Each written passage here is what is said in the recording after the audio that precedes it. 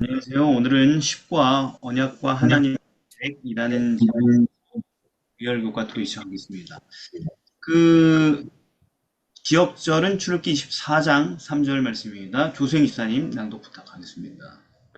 모세가 와서 여호와의 모든 말씀과 그의 모든 율례를 백성에게 전하매 그들이 한 소리로 응답하여 이르되 여호와께서 말씀하신 모든 것을 우리가 준행하리이다.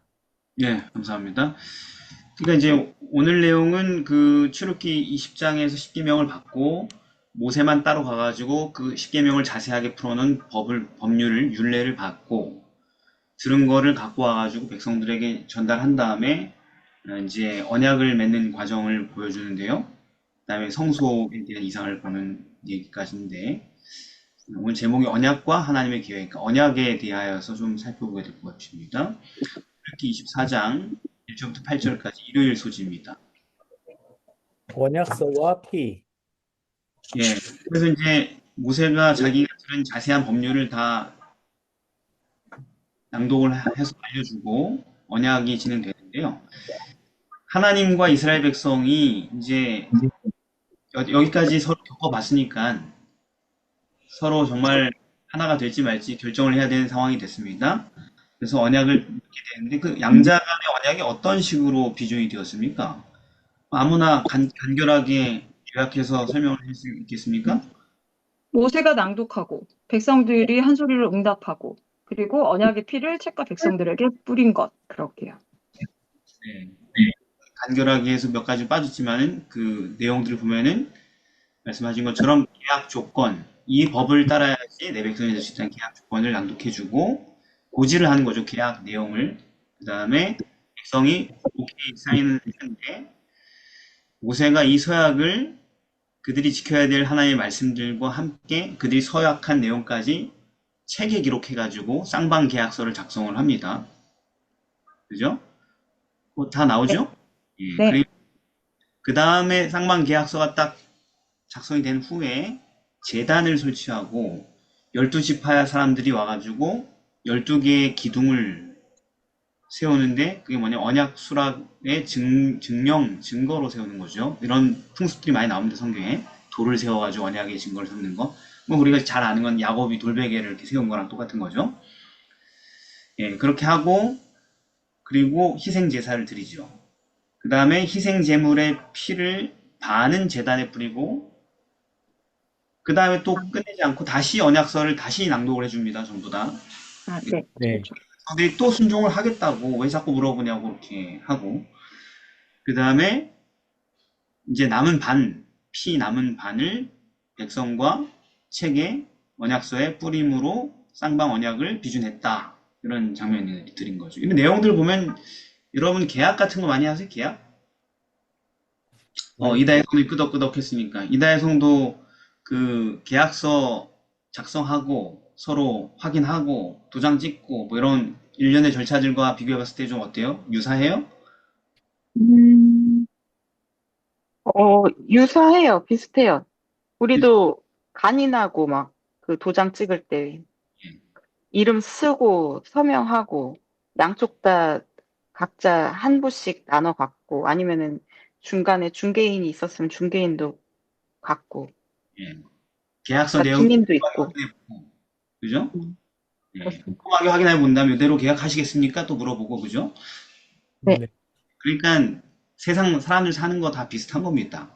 쌍방 간의 어떤 중요한 협약을 맺을 때는 계약을 할 때는 언약은 더 대단한 거죠. 계약보다 그냥. 그렇게 우리가 절차가 진행되는데 여기 다 의미가 있겠죠. 근데 여기 보면은 자꾸 반복하는 게 있어요. 그게 뭐예요? 낭독하는 거? 준행하겠느냐. 언약서를 다시 모세가 자꾸 반복하여 낭독을 하지 않습니까? 네. 네. 그 이유가 뭘까요? 한번 다 고지했으면 이제 계약 진행하면 되지. 왜 또 읽어주고 또 읽어주고 그럴까요? 진행. 신명기 17장 19절에 평생 율법서를 등사하여 평생 자기 옆에 두고 읽어서 그 하나님 여호와 경외하기를 배우며 이 율법의 모든 말과 이 규례를 지켜 행할 것이라. 그거는 제가 알겠는데 그런 네. 내용들은 알겠는데 그거는 이제 계약을 맺은 다음에 평생 이 계약서 잘 읽으면서 반복해서 읽어라는 얘기고, 계약을 하려고 그러는 이 상황에 아직 계약을, 말하자면 그 결혼 계약이라고 한다면 결혼식을 진행하거나 뭐 이런 모든 일련의 절차가 있잖아요. 요즘 부부가 되는 계약 과정이 있지 않습니까? 네. 그 과정 중에 이런 얘기를 왜 자꾸 반복하냐 이거죠. 나중에 아, 결혼하면 이렇게 살아야 된다. 서로 이렇게 해야 된다. 이렇게 반복하냐 이거죠. 이스라엘 백성들이 자발적으로 너희들이 동의하는 것이고 내가 이렇게 여러 번 하는 것은 너희들 이걸 기억을 하라. 니네 동의했다는 사실을 반복해서 기억하게 할 거. 그렇죠. 그러니까 지금은 이제 아직 계약이 안 됐으니까 계약 안 하면 따를 필요 없잖아요, 사실은. 네. 근데 지금 계약을 하지도 않았는데 왜 자꾸 낭독하느냐?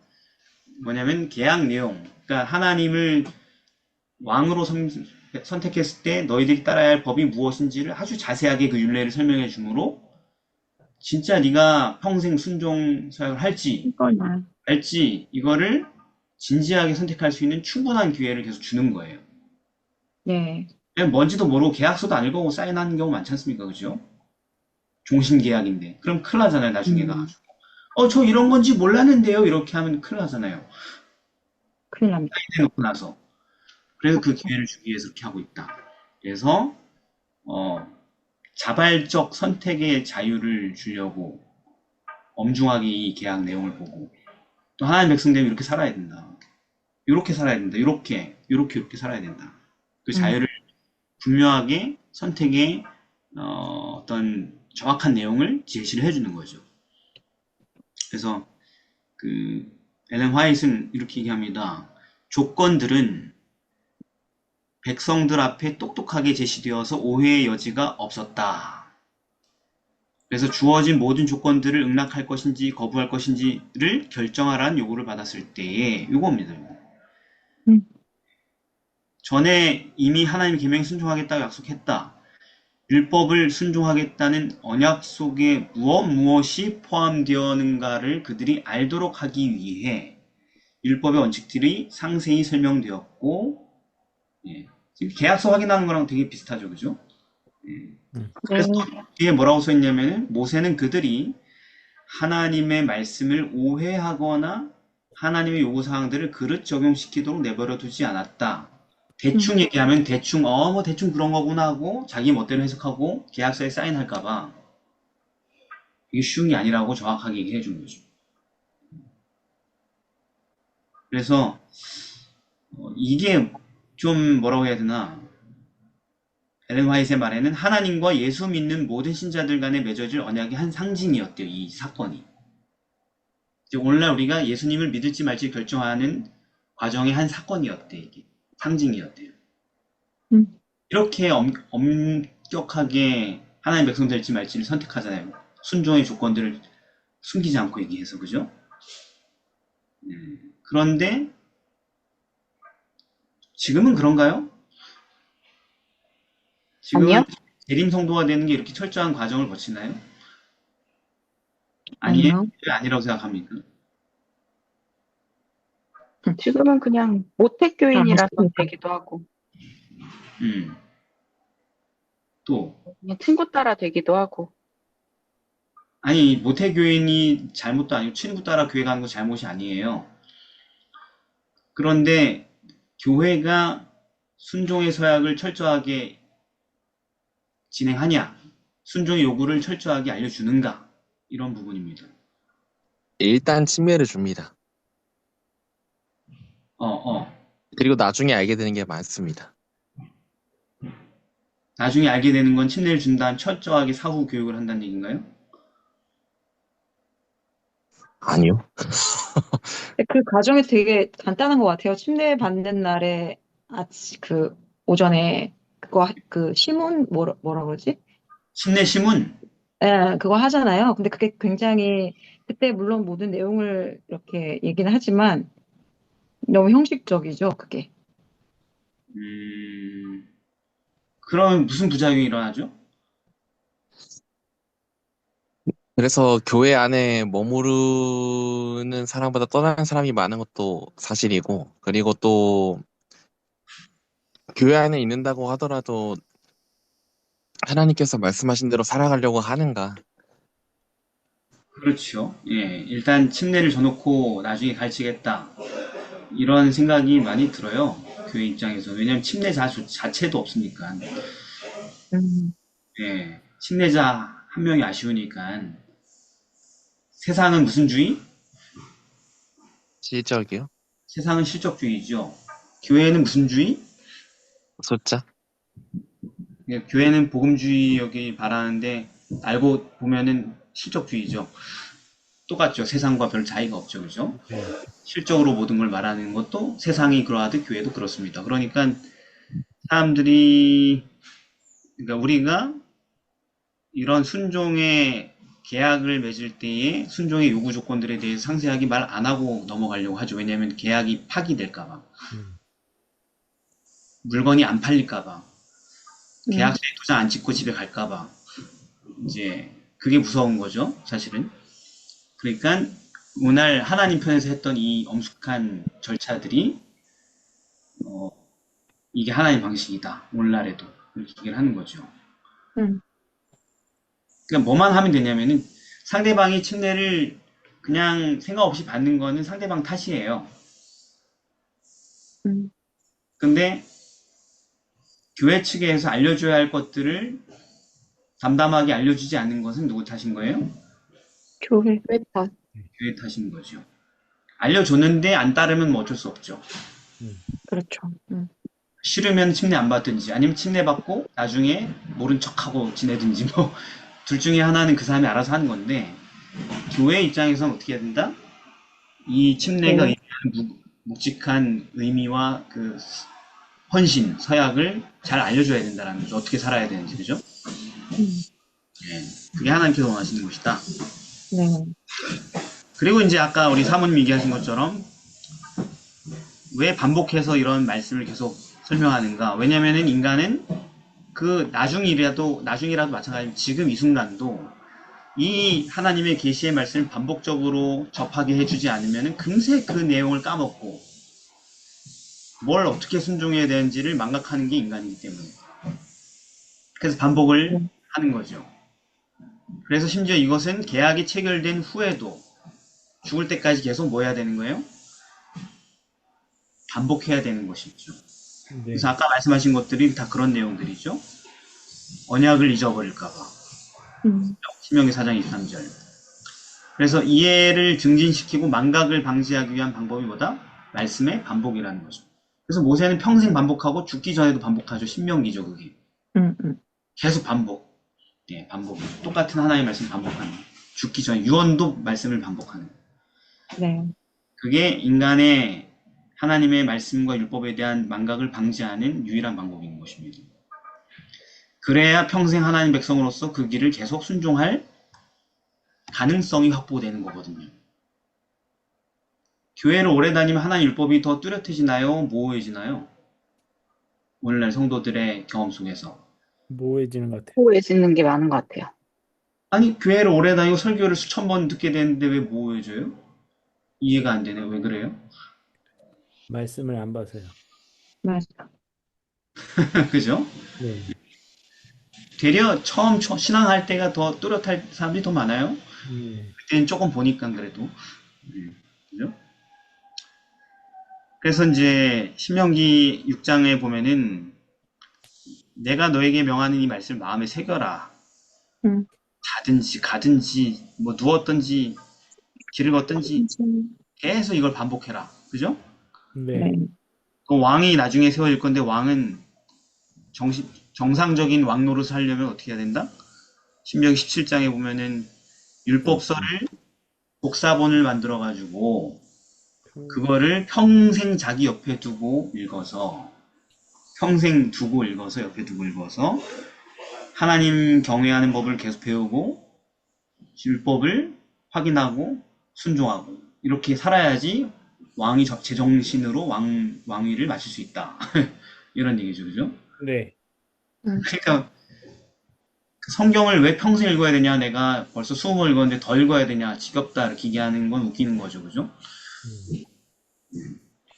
저도 한 50번 읽은 것 같은데 지금까지 충분히 읽은 것 같은데 더 읽어야 될까요? 네. 당연하죠, 그죠? 제가 이런 얘기하면 되게 웃긴데, 게을리 읽을 때도 있을 거 아니에요. 어떤 해는 좀 더 게을리 읽을 때가 있잖아요, 그죠? 그렇죠?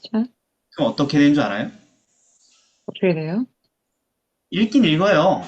남들보다 많이 읽어요. 근데 원래 제가 읽어야 되는 분량보다 더 게으르게 보낸 한 해는 어떻게 되냐면 진짜 망각한다니까요. 어, 알던 것도 까먹는다니까요. 음. 성경이 막 여기 번쩍 저기 번쩍 막 생각나는 것들이 다 망각이 돼서 없어진다니까요. 음, 성경이 기억이 안 난다니까요. 진짜예요. 수십 번 읽어도 마찬가지예요. 그러니까 읽어야겠죠, 그죠? 네. 예. 그래서 여호수아한테 뭐라 그럽니까? 이 율법책을 네 입에서 떠나게 말하라. 주야로 그것을 묵상하여 그 가운데 기록한 대로 다 지켜 행하라. 이게 완전체죠, 그죠? 율법서에 대한. 왕은 평생 자기 옆에 두고 틈날 때마다 읽으라는 얘기였는데 여호수아는 어떤 표준을 요구받았냐면 입에서 떠나지 말게 하라. 여호수아는 깨어있는 동안에 입이 계속 중얼중얼 뭐하고 있는 거예요? 여호와의 율법을 암송하고 있는 거예요. 죽는 날까지. 예. 그러므로 지금도 하나님의 백성으로 살아내려면은 모든 성도예요. 성도 중에 몇 퍼센트 이렇게 하는 게 아니고.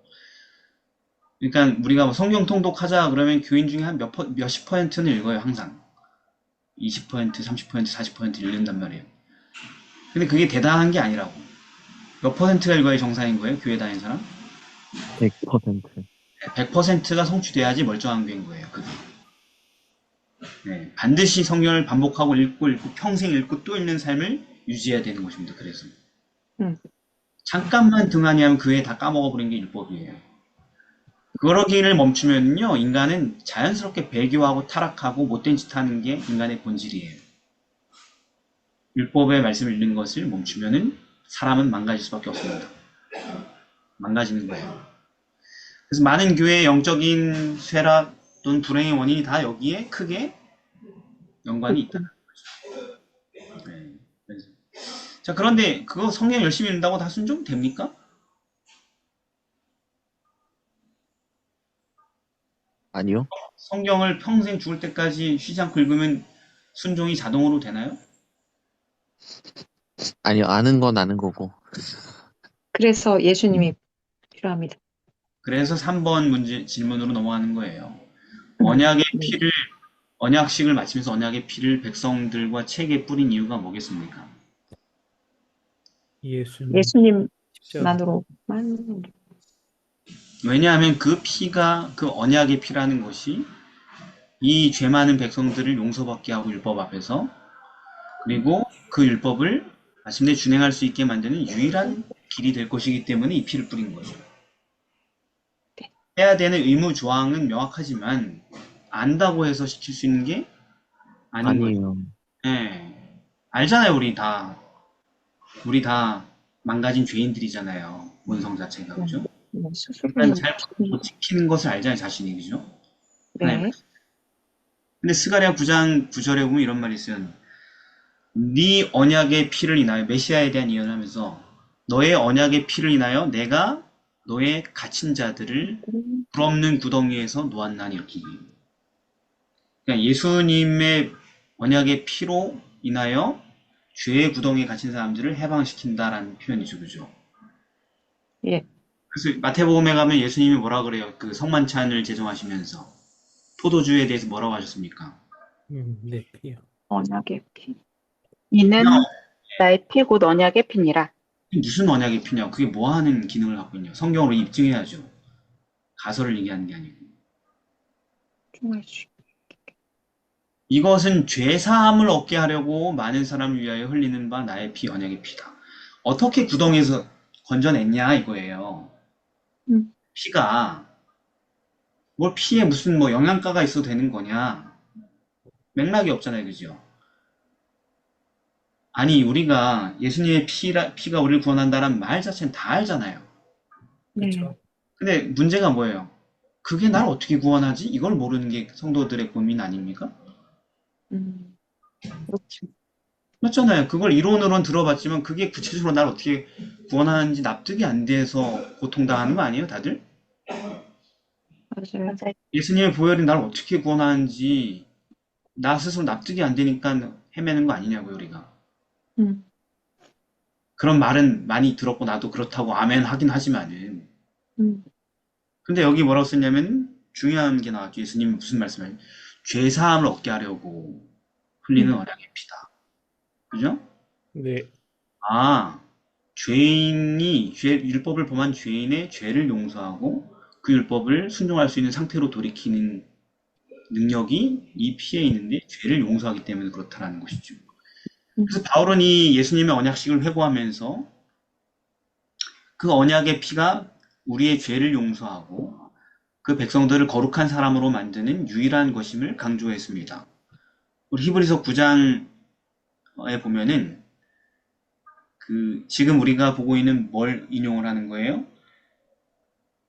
그 9장 16절부터 22절의 본문을 보면은 우리가 지금 보고 있는 출애굽기 24장의 내용을 그대로 옮겨서 얘기를 하는 것입니다. 사실 출애굽기 24장에는 피를 백성에게 뿌렸다고 나오지 책에 뿌렸다는 얘기가 안 나오잖아요. 그렇죠. 근데 왜 피를 책에 뿌린 줄 어떻게 알아요, 여러분들은? 히브리서 9장 19절에 붉은 양털과 웃음초를 취하여 그 책과 온 백성에게 그 피를 뿌렸다고 했으니까. 그러니까요. 여기에 되게 자세하게 써 있잖아요. 그죠? 똑같은 사건을 이렇게 설명하고 있잖아요. 그때 짐승은 잼을 뭘 잡았는지 종류도 나오고 네. 모든 계명을 말한 후에 송아지, 염소 잡았대. 그래서 그 피를 그냥 양동이로 뿌린 줄 알았는데 그것도 아니고 뭐예요? 붉은 양털과 물과 질초를 취하여 뿌렸다 이렇게 써 있죠. 그죠? 네. 네. 그래서 물과 붉은 양털 되게 자세하게 묘사가 돼 있죠. 그리고 피를 백성에게만 뿌린 게 아니고 언약책에도 뿌리고 백성에게도 뿌렸다 이렇게 써 있네요. 그죠? 그리고 이게 언약의 피라 그랬는데 이 언약의 피를 왜 뿌렸냐? 22절에 써 있죠. 누가 읽어볼까요? 율법을 쫓아 거의 모든 물건이 피로써 정결케 되나니 피 흘림이 없은즉 사함이 없느니라. 누가 하신 말씀은 똑같은 거예요. 지금 언약의 피에 대해서. 예수님께서. 예수님. 예수님이 하신 말씀하고 똑같은 거죠. 그 피가 우리의 죄를 용서할 수 있는 유일한 수단이기 때문에 그것이 우리를 정결케 하는 유일한 어떤 방법이다 라고 얘기를 한 언약의 피가. 그죠? 그래서 이제 히브리 10장 29절에는 하물며 하나님의 아들을 밟고 자기를 거룩하게 한 언약의 피를 부정한 것으로 여기고, 그러니까 그 언약의 피가 나를 거룩한 사람으로 만든다라는 것입니다. 죄를 용서받게 하고 하나님의 말씀을 순종할 수 있게 하는 사람을 만든다고 써있습니다. 그래서 이제 엘렌 화이트는 이렇게 얘기합니다. 그 제물의 피의 일부를 제단에 뿌렸다. 이번에 여긴 뭐라고? 제단에 뿌린 얘기가 나옵니다. 제단. 먼저 처음에 제단에 뿌리고 나서 나중에 얘기하거든요. 백성에게. 제단에 뿌린 건 뭐라고 얘기하냐면 이것은 뿌려진 그리스도의 피를 통해 은혜로 하나님께서 당신의 특별한 보배로 받으신다는 것을 의미한다. 제단에 뿌린 피는 하나님께서 받았다. 그렇죠? 네. 예. 그래서 책에 뿌린 거는 뭐겠어요? 율법의 요구를 충족했다 이런 얘기죠. 그죠? 백성에게 뿌린 이유는 뭐겠어요? 그 백성들이 그리스도의 피로 사함을 받았고 정결하게 되었다 이런 얘기죠. 그죠? 네. 그러므로 이제 원래 우리에게 적용하면 우리가 이제 하나의 백성으로 쭉 살아가기 위해서는 뭐가 필수적이에요? 일단은 이 언약의 핵심이 뭐예요? 뭘 순종하라는 거예요? 율법을 순종하라는 거. 내가 하나님의 참 백성이냐? 이거 가지고 맨날 우리가 방황하잖아요. 많은 성도들이. 네. 구원 받았나? 구원 못 받았나? 맨날 이런 고민하잖아요. 그죠? 네. 죽음 천국 가나? 못 가나? 맨날 이런 고민하잖아요. 그걸 확인하는 간단한 방법이 뭐라는 거예요? 내가 하나님의 백성인지 아닌지를? 율법에 순종하는지 아닌지. 그래, 이렇게 써 있는 거죠. 그래서 우리가 하나님의 백성이려면 반드시 율법을 순종하는 게 필수적인 건데, 근데 그게 오직 뭘로만 가능하다? 예수님의 희생을 믿는 믿음으로만 가능한 것이다. 이런 얘기를 하고 있는 거죠. 그러기 위해서 우리는 먼저 율법의 말씀을 반복 묵상 깨달아야 되고, 그리고 그 말씀을 순종하기 위하여서 그리스도의 보혈의 공로를 간구해야 된다. 이렇게 정의가 되겠죠, 그죠? 네. 그러니까 이게 이제 신앙의 실제적인 모습이 나오는 것입니다. 첫 신앙이 시작되면서. 자, 월요일입니다. 하나님을 보니 자, 언약식이 이제 다 맞춰졌어요. 그 다음에 이어진 게 뭐예요? 출애굽기 24장 식사. 8절. 예. 하나님을 보고 먹고 마셨더라. 쓰고. 네, 11절, 그죠? 네. 예. 누가?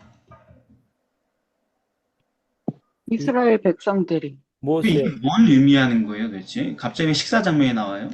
이게 왜 갑자기 밥 먹는 장면이 나와요? 생뚱맞게. 음, 그 식구라는 말이 있잖아요.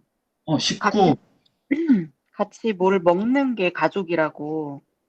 음, 함께 한다는 거. 그리고 뭔가 원래는 하나님은 하나님이고 죄인은 죄인인데 약간 이들이 같은 가족이 된 거고 그거를 이제 기념하는 것이 이 의미가 아니었나. 예, 그래서 예수님도 보면은 뭐 내가 누구든지 내가 문 밖에 서서 두드리니까 누가 나에게 그가 문을 열면은 내가 그에게로 들어가서 그로 더불어 먹고 그는 나로 더불어 먹으리라. 같이 한다라는 얘기를 할 때 이렇게 먹는다라는 표현을 썼고 예. 창세기에서부터 계속 항상 이렇게 먹는 것이 계속 많이 나왔었는데, 예수님이 돌아가시기 전에도 이제 뭐 떡을 떼셨던 게 나오고, 근데 이 모든 것들이 결국 뭐 기념을 하거나 아니면은 서로 함께하는 그 시간에 대해서 좀 유의미하게 가질 때 이렇게 꼭 먹었던 것 같아요. 그렇죠. 근데 사실은 원래 이 창세기에 나오는 고대의 수많은 갈등과 봉합 속에서 언약식이 있었고 여러 가지 쌍방 간에 그 쌍방 간의 언약이 체결된 장면들을 보면 항상 언약을 맺은 다음에 뭘 해요? 밥 참, 먹어요. 언약 식사가 뒤따르는 모습을 우리가 봅니다. 예를 들면 그 창세기 26장에 보면은 이삭과 블레셋 지도자들의 관계를 보면은 우리 언약을 맺자, 맹세를 세워서 계약을 하자, 뭐 이렇게 서로 다투지 말자 이렇게 하니까 좋다. 그리고 언약을 맺고 이삭이 그들을 위하여 잔치를 베풀고 먹고 마시고 서로 헤어졌다. 이런 얘기들 그죠? 음. 계약을 맺은 다음에 밥 먹고 헤어지고 또 우리가 잘 아는 창세기 31장에 보면 야곱과 라반 야곱이 도망갈 때 라반이 쫓아와가지고 막 수색하다가 그러면 가기 전에 언약을 맺고 계약을 맺고 가자고 서로 다투지 말자고 영토 분쟁하지 말고 하면서 언약을 이제 맺는데 거기다 보면은 돌을 세워요 기둥으로 음. 여기 지금 우리가 12지파가 세우는 것처럼 그죠? 네. 그것도 증거예요 그죠? 돌무더기를 음. 취하고 그리고 나서 그 무더기 곁에서 뭐 하냐? 먹고 먹고. 같이 그러니까 언약 식사라고 하죠. 이런 것들이 계속 발견이 됩니다. 우리가 살펴보면은. 근데 그러므로 하나님께서는 이스라엘이 그분의 신민이 되었다는 것을 인정하심으로 이제 언약이 끝난 거죠. 그죠? 체결된 거예요. 그 나라를 통치할 사람들을 불러서 다 부르는 게 아니고 그죠? 그 네. 나라를 통치할 사람 70인을 포함한 사람들이죠. 그죠? 음. 그 사람들 불러가지고 식사를 하게 하는 장면입니다. 근데 이 식사는 바로 뭐냐? 이제 한 식구가 됐습니다. 다혜가 아까 좋은 비유를 줬는데 한 식구가 됐다 이거죠 한마디로. 조직들도 이렇게 싸우고 밥 먹으면 한 식구잖아 뭐 이렇게 하잖아요 그죠? 조폭들도. 그럼 친하다 이거잖아요 그죠? 네, 이제 하나님이 이 죄 많은 백성들하고 계약을 체결하시고 이제 우리가 한 식구가 됐으니 그분과의 친밀한 교제 가운데로 초청을 한 거죠. 더 친밀한, 더 가까운 곳에서. 근데 그게 죄인이 견딜 수 있는 자리입니까 거기가? 아니요. 아니요? 아니요. 하나님을 보고 밥을 먹었다는데 보통 하나님 보면 그냥 다 끝나잖아요 그죠? 그렇죠. 하지만 하나님께서는 그들을 어떻게 밥을 먹을 수 있는 상태로 만드셨을까요? 언약 씨로 네, 걔가 가려져서. 그들에게 성령을 부으셔서 그들을 회개케 하심으로, 그죠? 음. 그냥 형식적인 피로 되는 게 아니잖아요, 그게. 회개한 사람만. 이사야도 화로다 나여 망하게 되었도다 하고 막 주저앉지 않습니까? 그러니까 회개를 하나님께서 죄를 사하심으로 다시 서게 하지 않습니까? 그죠? 그렇게. 그분의 영광을 조금이나마 볼 수 있게 하셨죠. 직접 대면했다는 얘기는 아닙니다. 모세도 얼굴은 못 봤어요. 그냥 네. 발밑에 그냥 바닥을 봤다는 얘기죠. 하나님의 임재를. 예, 이 산을 가리. 예. 그래서 부자 선지자에는 그들은 하나님을 바라보지 못하였고 다만 그분의 임재의 영광을 보았다. 이 일이 있기 전에 그들은 그런 광경을 보고 견딜 수 없었을 것이다. 하나님의 권능의 발현이 그들을 두렵게 하여 그들을 회개로 이끌었다. 그들은 그분의 영광과 순결과 긍휼을 깊이 생각하고 그들의 묵상의 대상인 그분께 더 가까이 나갈 수 있었다. 더 친밀한 교제로 참여할 수 있었다라는 것입니다. 그러니까 우리가 예수님과 정말 한 백성이 되면, 그러니까 말하자면 하나님의 자녀가 되면 당연히 어디로 이끌리는 거예요, 우리가? 회개. 그러니까 회개해가지고 하나님의 자녀가 되면 당연히 어디로 이끌리냐면 예수님과의 더 깊은 친교로 이끌리게 돼 있다는 것이죠. 신조. 예, 인격적 교제로 이끌려 들어간다는 것입니다. 음. 예수님이 이 땅에 오셨을 때도 얼마나 많은 사람들과 밥을 드셨어요, 그죠? 네. 그래서 맨날 밥 먹는 거 가지고 비방했잖아요, 사람들이, 그죠? 네. 뭐 세리와 죄인과 함께 먹고 마시냐고. 예수님이 그 사람들과 한 식구 되려고 오신 거기 때문에 그렇죠. 회개시켜서. 식구 코드로 갑시다, 계속. 예. 지금도 예수님께서 죄인들을 구원하셔서 이런 친밀한 교제를 나누길 원하시죠? 네. 예. 네. 그래서 아까 얘기하신 것처럼 계시록 3장에 있는 말씀인 거예요. 네가 문을 열면 그게 뭐예요? 한마디로 오늘 내용에서 회개하면 회개하면 또 오늘 얘기하면 언약을 나랑 맺으면 예지면. 내 백성이 되기를 언약을 맺으면 너와 함께 이런 좋은 식사 자리를 가질 텐데, 그죠? 네. 그런 얘기를 하시는 거죠. 그건 뭐냐면 예수님과의 더 친밀한 교제를 누리게 될 텐데 여기서 이제 또 한번 묻지 않을 수가 없죠. 그 예수님과의, 그러니까 여러분 사람과 사람 사이 인격적 교제 체감하잖아요, 그죠? 네. 네. 맞아요. 그러니까 예수님 하나님과의 인격적 친밀한 교제를 잘 사람들이 생동감 있게 느끼나요? 교회 다니면? 아니요. 예수님 막연하나요? 예수님하고 막 대화하면서 이렇게 뭔가 서로 막 꽁얼꽁얼 하면서 이렇게 살아가게 되나요? 어때요? 그렇게 해야 되는데 안 되는 것 같아요. 그럴 때도 있고. 그럴 때가 혹시 그거 아니에요? 그냥 너무 힘들어가지고 막 쏟아부을 때? 그건 더 친밀한 교제가 아닐 수도 있어요. 근데 말씀, 기도, 찬양인 것 같아요. 예, 예. 근데 저는요, 이제 말씀도 많이 해봤고, 기도도 많이 해봤고, 찬양도 많이 해봤는데, 예수님하고 교제하는 것 같지 않은 말씀 읽기, 기도하기, 찬양하기도 많이 해봤거든요? 맞아요, 맞아요. 공감하지 않을까요? 다른 사람들도? 네, 너무 네. 그죠. 당연하죠. 예. 그러니까 왜 그러냐면, 음, 회개하고 믿음으로 순종의 언약을 받아들여서 살아가는 그거를 실제로 내 삶에 적용하지 않을 때에는 음, 교제가 없죠, 당연히. 네. 막연한 신을 섬기는 거죠. 음. 좋은 분인 건 아닌데 그건 남에게 소식 들어서 인터넷 검색해서 아는 그런 식이고. 예를 들어서 뭐 여러분들이 대통령에 대해서 알아요? 네, 잘 몰라요. 제일 높은 양반이 대통령이니까 우리나라에서. 뉴스에서 알죠? 보는 게 근데 다잖아요. 그 사람 뉴스 신문 맨날 나오니까 그 사람 뭐 하고 사는지 다 알잖아요, 그죠? 네. 잘 알잖아요. 그게 다 아는 건가? 몰라요. 그런데 개인적으로 모르는 거죠. 그렇죠. 네. 개인적으로 아는 관계가 아니잖아요. 교제를 하지 않잖아요, 서로. 네. 네. 전화해가지고, 아이, 형, 그 정책이 뭐야, 그게? 뭐 이렇게 안 하잖아. 그렇죠. 아우, 형, 이번에 말을 왜 그렇게 해? 뭐 이런 거 안 하잖아요, 그죠? 네. 아, 형 때문에 나 지금 손해봤어? 뭐 이런 얘기 안 하잖아요, 그죠? 그렇죠. 그럼 개인적인 교제가 없다는 거죠. 그러니까 제 얘기는 하나님과의 관계도 그럴 수 있다는 거죠. 너무 잘 알지. 맨날 보고, 읽고, 듣고, 뭐 하시는 분인지, 뭐 하고 계신지. 나랑 개인적 소통이 없어 아무것도 아니죠, 그죠? 맞아요. 계시록 3장에 있는 말씀 되게 중요한 얘기예요. 이 언약 식사의 경험으로 너를 인도하고 싶다. 너와 내가 그런 관계였으면 좋겠다. 네, 그런 얘기예요.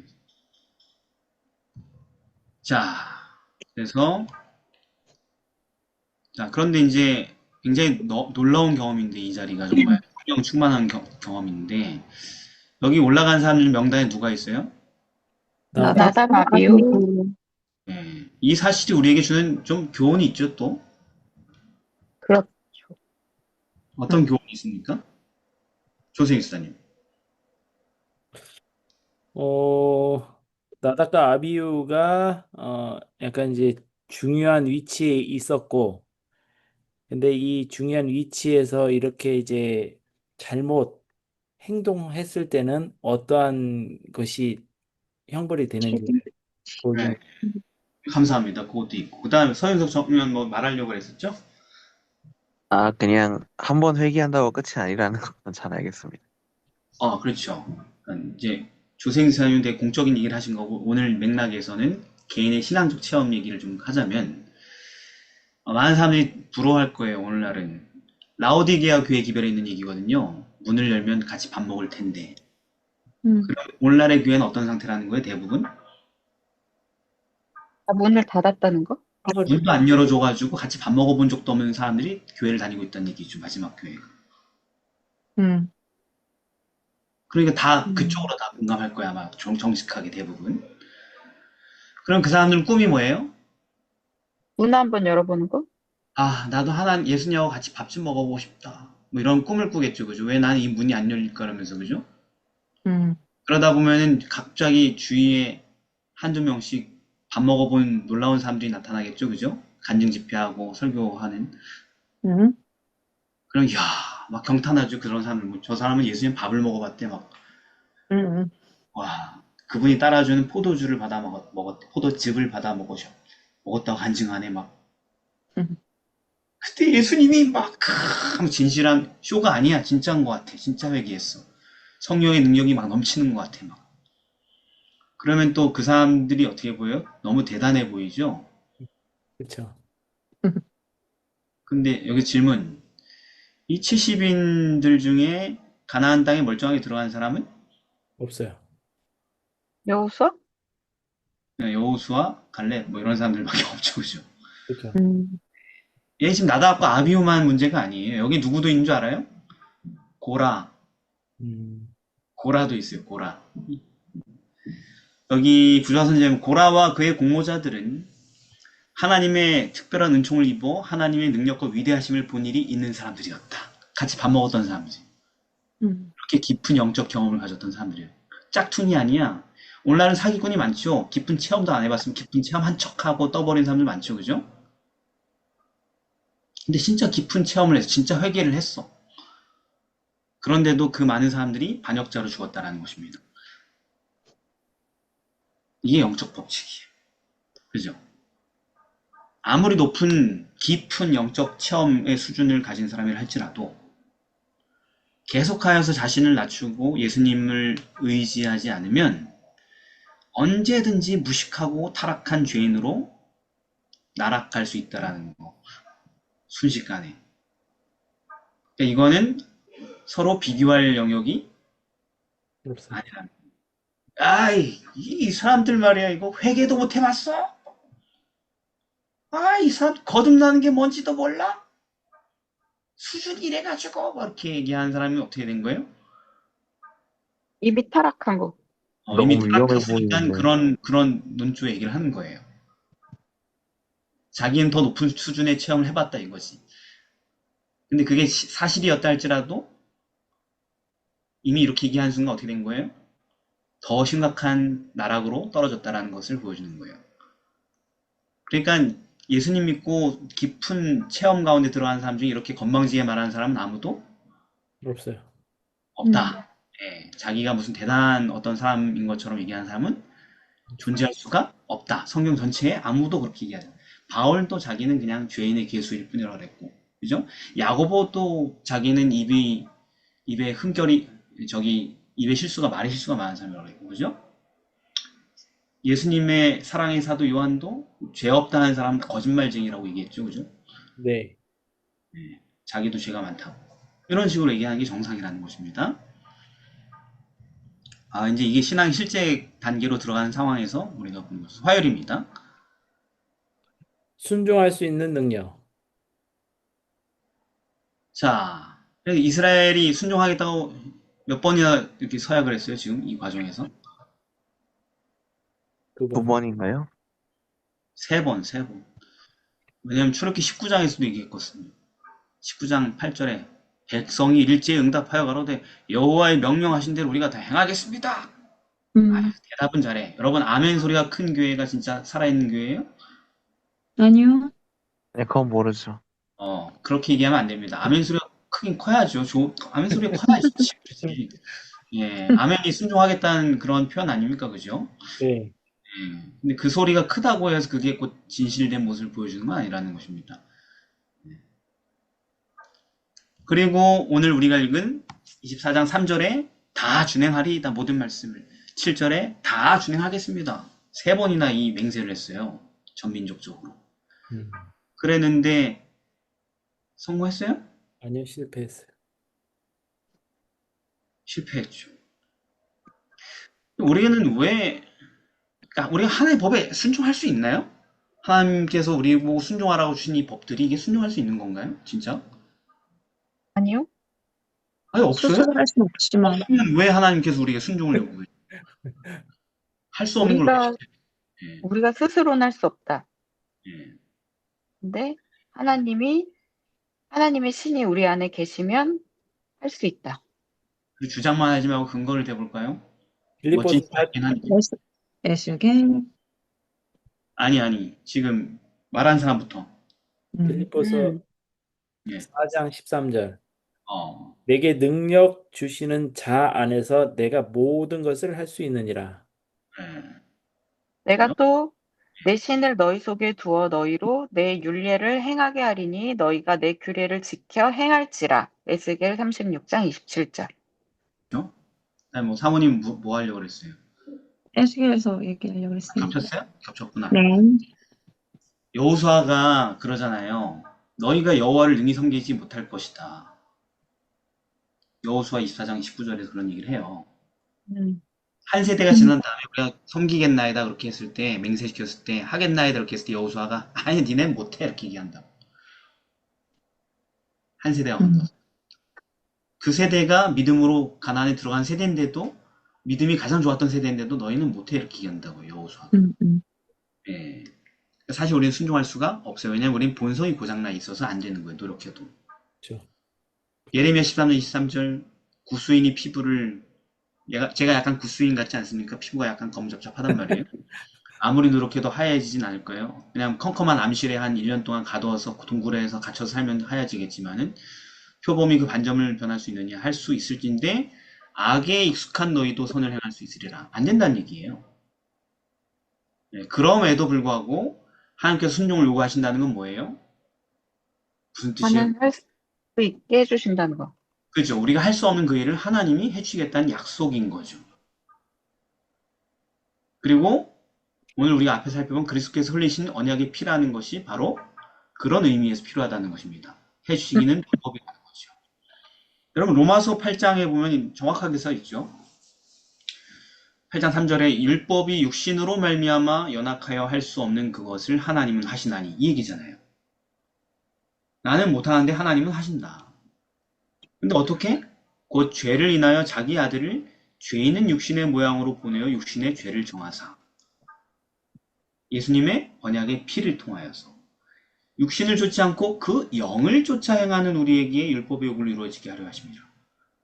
우리의 본성을 쫓지 않고 성령을 쫓아 행하는 우리에게 율법이 순종되게 된다 이런 얘기죠. 그래서 그 밑에 보면 7절에 육신의 생각은 하나님과 원수가 되나니 하나님의 법에 굴복치 아니할 뿐만 아니라 할 수도 없습니다. 못한다는 얘기예요. 육신의 생각은 우리 본성은. 그러나 9절 만일 너희 속에 누가 계시면 하나님의 영이 계시면 성령이 계시면 그러면 할 수 있다는 얘기죠. 그래서 누구든지 그리스도의 영이 없으면 그리스도의 사람이 아니다. 말하자면 성령이 없는 사람은 그 속에 마음에 성령이 없는 사람은 그리스도인이 아니다. 자, 좀 앞에 나온 내용을 정리해 볼게요. 그리스도인이 뭐예요? 하나님과 뭐한 자예요? 함께 하는 자. 하나님과 언약을 맺은 자죠. 순종의 언약을 맺은 자죠. 그리스도인은. 그죠?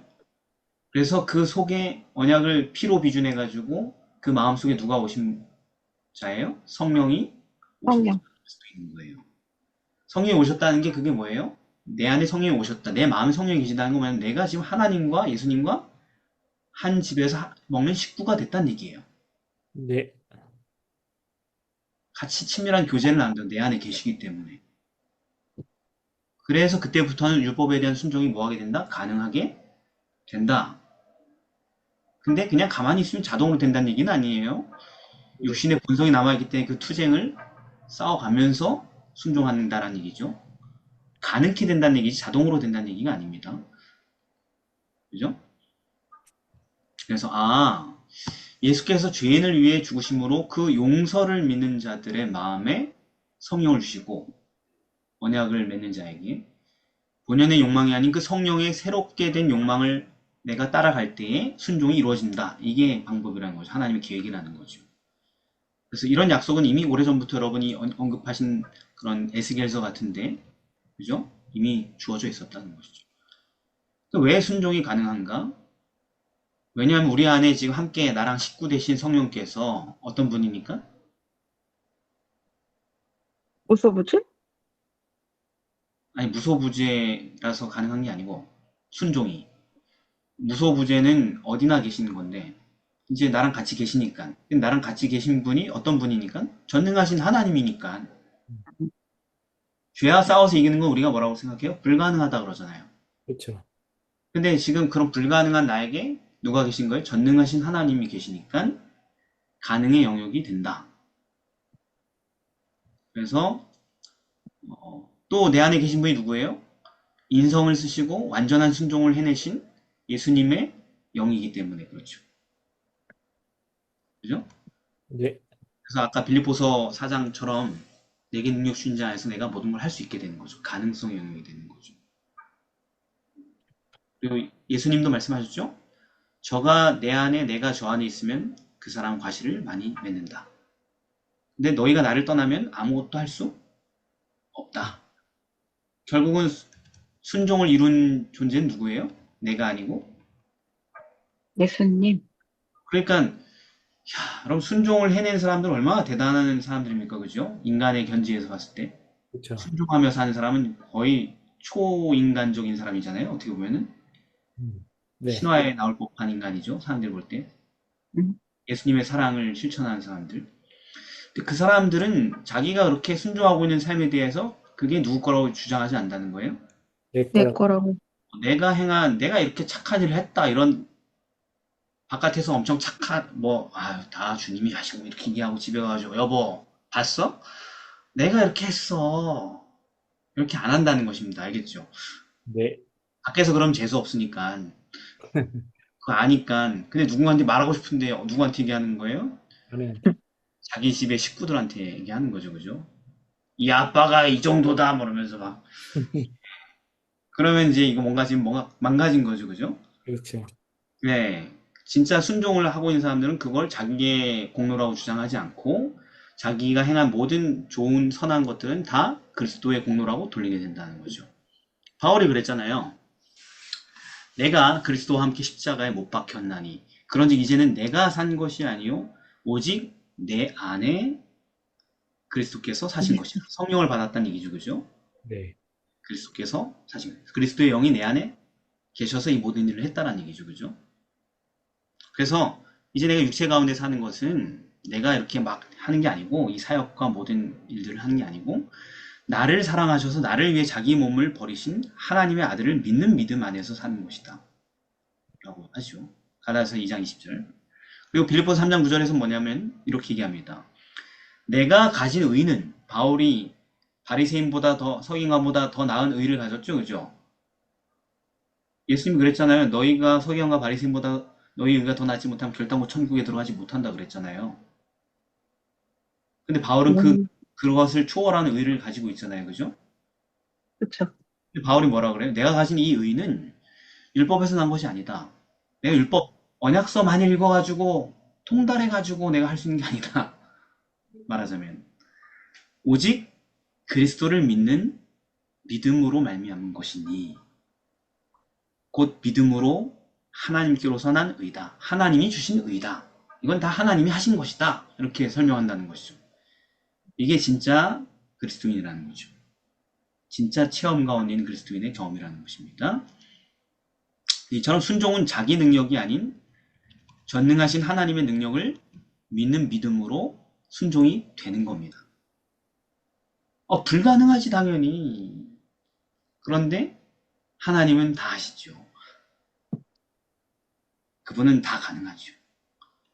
이렇게 죄에 찌든 나도 순종하게 할 수 있는 능력이 있어요, 없어요? 있어요. 자, 오늘날 성도들이 예수님을 믿는다고는 하잖아요, 그죠? 네. 가만 뜯어보면 뭘 믿냐면 예수님이 세상을 창조하셨다는 걸 믿습니다. 예수님이 날 위해 십자가에 죽으셨다는 걸 믿습니다. 예수님 다시 오신다는 걸 믿습니다. 어느 목사님이 설교하신 것처럼. 그러면 여러분 구원 받는 겁니다. 그렇게 한 것처럼 말입니다. 이런 피상적인 믿음을 갖고 있는데 그게 아니고 사실상 예수를 믿는다는 건 뭐예요? 예수님이 내가 죄 짓지 않고 살 수 있게 하실 수 있는 능력이 있으신 분이다. 이 정도의 믿음이라는 거죠. 요건 우리가 적용을 못 한단 말이에요. 왜? 안 될 것 같으니까. 야, 하나님도 그건 못 하실 것 같은데? 이런 생각이 든다니까요, 자꾸. 하나님은 세상도 창조하시고, 우주도 붙으시고, 원자도 쪼개시고, 뭐 다 하시는데, 예? 나는 못 바꿀 거야. 나 같은 인간은. 이렇게 생각하는 게 만국 공통의 마음이라는 거죠, 사람들의. 교회 다니는 사람들의. 근데 그거는 예수를 믿는 게 아니다. 이런 인간도 순종하는 사람으로 만들 수 있다고 믿을 때 정말로 예수님 능력을 믿는 거죠. 그죠? 그래서 그 사도행전에 이런 얘기가 있어요. 하나님의 계명을 순종하려고 분투하지만 평안과 기쁨을 누리지 못하는 사람들이 많대요. 이 이유는 믿음을 활용하지 못해 생긴 결과래요. 믿음을 활용하지 못해서. 그래서 그들은 많은 것을 요구할 수 있는데도 적게 요구한다. 하나님, 제가 담배 끊게 해주세요. 뭐 이런 거 말입니다. 적게 요구한다. 예. 왜냐하면 하나님의 약속들에는 제한이 없기 때문이다. 그러니까 많은 것을 요구할 수 있다는 얘기예요. 내가 짓고 있는 죄가 뭐든지 간에 그거를 끊을 수 있도록 요구할 수 있다고 하나님께. 하나님, 나 이 죄를 이거 가능하시겠습니까? 하나님? 이거 너무 견적이 큰데 힘들지 않을까요? 이 사이에서 믿는다라는 것이죠. 하나님 이것도 할 수 있을 것 같다고. 어머나, 내가 담배를 끊었네. 이야, 이거 술도 끊을 수 있겠는데? 내가 술을 끊었네. 이거 마음에 나쁜 이 남을 비난하는 이 정신도 끊을 수 있을 것 같은데? 이야, 하나님 이것도 끊어주셨네? 이런 경험을 한다는 얘기죠, 말하자면. 내가 좋아하는 이 악습을 끊을 수 있을까? 이야, 하나님은 이것도 해주시네? 기도했더니. 이걸 믿음을 활용한다라고 하는 거죠, 그죠? 근데 우리는 보통, 나 이거 하지 말아야지. 나 이거 또 이러고 있었어. 뭐 20시간 동안 잠도 안 자고 이 나쁜 짓을 했네. 뭐 이러면서 후회하자는 사람들이 뭔가 다시 하나님 이거 싫어하실까요? 노력해야지. 이게 뭘 안 활용하는 거다? 믿음. 믿음을 활용하지 않는 거다. 예수님은 우리가 행복하고 평화스럽게 순종하기를 원하신대요. 그래서 믿음을 활용해서 이런 축복을 누릴 수 있대요. 우리 뇌 구조랑 너무 안 맞는 얘기야, 그죠? 근데 이렇대. 예. 그래서 믿음을 통해 품성의 모든 결정 보충될 수 있고, 모든 더러움은 정결케 되고, 모든 과오들은 시정되고, 모든 미덕은 개발될 수 있다. 사도행전 564페이지에 있는 얘기예요. 이 믿음으로 거룩하게 된다는 얘기입니다. 그대들의 죄악이 그대들 앞에 가로놓인 태산 같을 수도 있을 것이다. 다 그렇게 느낄걸요? 태산 같은 게 가로막고 있다고? 야, 나는 20년이 지났는데 이 문제는 해결이 안 되네. 야, 나는 50년 동안 신음했는데 이건 해결이 안 되네. 젊었을 때랑 똑같은 짓을 하고 있네. 뭐 이런 태산 같은 게 있단 말이에요. 그러나 그대들이 마음을 겸비하게 하고 죄를 자복하고 십자가에 못 박히시고 부활하신 구주의 공로 언약의 피를 의지하면 주께서는 용서하시고 모든 불의에서 그대들을 깨끗하게 하실 것이다. 하나님께서는 그대가 당신의 율법에 완전히 일치되기를 요구하신다. 그래서 오늘 얘기가 이 얘기인 거예요, 전부 다. 태산 같은 것도 고백하고, 하나님, 저는 사이코패스입니다. 이건 사이코패스는 본성이잖아요. 그죠? 그렇죠. 그런데 그쵸. 세상 같죠. 본성을 어떻게 고쳐? DNA가 그렇게 타고났다는데. 태산 같은 문제죠. 그죠? 예, 근데, 예. 근데 하나님, 진짜 그런 것 같아. 예, 사모님. 예, 목사님 말씀 들으니까 생각이 나는 게, 그런 믿음의 활용을 하는 경험이 많아지잖아요. 그러면 확실하게 진짜 처음보다 쉬워져요. 네, 네. 감사합니다. 이전보다 점점 쉬워지는 것 같아요. 그렇죠. 예, 고민의 시간이 짧아집니다. 네. 감사합니다. 음, 수요일입니다. 내가 그들 중에 자, 이렇게 언약식이 잘 밥도 먹고 잘 맞춰졌고요. 예. 그 다음에 이제 모세를 따로 불러가지고 뭘 명령하기 시작하셔요. 이제 이게 출애굽기 이제 후반부가 되는 겁니다. 결국은. 음. 산소 건립. 아, 성소를 지으라. 성소를 지으라고 얘기하기 전에 먼저 처음에 뭔 지시를 하셔요? 어, 예, 이스라엘 자손에게 명하여 내게 예물을 가져오라. 이것저것 맞거든? 다 가져오라 그랬죠. 온갖 자세한 세목들을 그냥 빼곡빼곡하게 적어가지고 이거 필요하고 음, 저거 필요하고 이거 가져오라고 하라고 헌물을 받으라고 그죠? 그런데 왜 네. 네. 이렇게 많은 헌물을 받나 봤더니만 뭐 하시려고? 성소를 성소 지으려고. 내가 그들 중에 구할 성소를 그들 시켜 나를 위하여 짓되 내가 너에게 보여주는 그대로 지어라. 재료며 사이즈며 비율이며 모양이며 전부 다 그대로. 아. 자, 여러분 왜 그랬을까요? 왜 성소 건립을 언약식을 마친 뒤에 성소 건립을 명령하셨을까요? 아니 무소부지하신 분께서 이제까지 그들과 함께 하시지 않았어요? 맞아요. 집이 필요하셨어요? 너무 힘들었나요? 아니요? 집 없이 계속 앞에서 걷고 계셔가지고 불편하셔서 이제 뭐 한 백성 됐는데 이제 내 집도 하나 세워놔라. 나도 편안하게 너희와 함께 있겠다 이런 뜻입니까? 일단 이스라엘 백성들은 눈에 보이는 증거를 좋아했어요. 아니 근데 솔직히 눈에 보이는 증거 있었잖아요. 구름 기둥과 불 기둥. 그럼에도 함께 계시, 불구하고, 이다의 그렇지. 신분이 이거예요. 함께 계셨지만 네. 더 가까이 있고 싶으셔서 지으신 거 아니에요? 그러니까 이 죄인들이랑 아주 가까이 원래 함께 하실 수는 없잖아요. 근데 이 사람들이 언제든 하나님과 더 가까이 하고 싶을 때, 아니면 하나님을 찾고 싶을 때, 그거를 할 수 있게 제도와 어떤 공간을 마련을 해주신 거죠. 아, 그러니까 그리고, 본인을 위한 게 아니고 누구를 위한 거다? 그들을 위한 거. 백성을 위한 거다. 좋은 접근입니다. 예. 그리고 그런 것도 있었을 것 같아요. 그러니까 언약식을 했잖아요. 서로 계약을 했는데, 예, 예. 계약을 하고 나서 하나님은 항상 그 계약에서도 이렇게나 나는 너를 사랑한다. 이렇게 너를 구원했다라고 이제 이야기를 하시면서 이 계약을 맺은 거니까 이 백성들이 즐거운 마음으로 헌신해서 하나님과 더 적극적으로 함께 있고 싶은 마음을 표현하는 그 사람들의 어떤 마음도 좀 보고 싶으셨던 거 아니에요?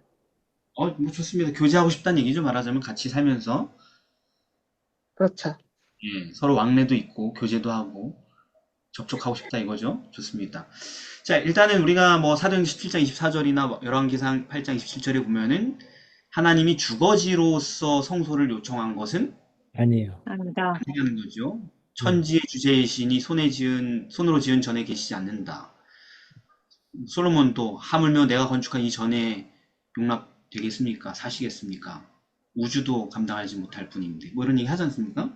네. 네. 단서는 뭐냐면은 그러니까 사모님이 아까 그 보이는 뭔가를 얘기하셨잖아요, 그죠? 보이는 임재. 네.